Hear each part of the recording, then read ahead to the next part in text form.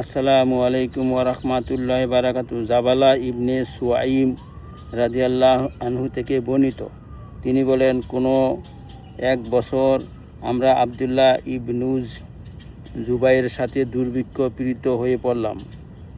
আমাদের দেয়া হতো একটি করে খেজুর। আবদুল্লাহ ইবনে উমার রাদিয়াল্লাহু আনহু আমাদের নিকট দিয়ে যেতেন এবং আমরা তখন আহাররত থাকলে তিনি বলতেন, একত্রে 2 খেজুর খেও না, কারণ নবী সাল্লাল্লাহু আলাইহি সাল্লাম এক গ্রাসে 2টি করে খেজুর খেতে নিষেধ করেছেন। তারপর তিনি বলেন, অবশ্যই অপর ভাইয়ের অনুমতি নিয়ে খাওয়া যায়। বুখারী মুসলিম। বিসমিল্লাহির রহমানির রহিম। ওয়াহাইশি ইবনে হারব রাদিয়াল্লাহু আনহু থেকে বর্ণিত, রাসূলুল্লাহ সাল্লাল্লাহু আলাইহি সাল্লামের সাহাবীগণ বলেন, হে আল্লাহর রসুল, আমরা আহার করি অথচ তৃপ্ত হই না, এর প্রতিকার কি?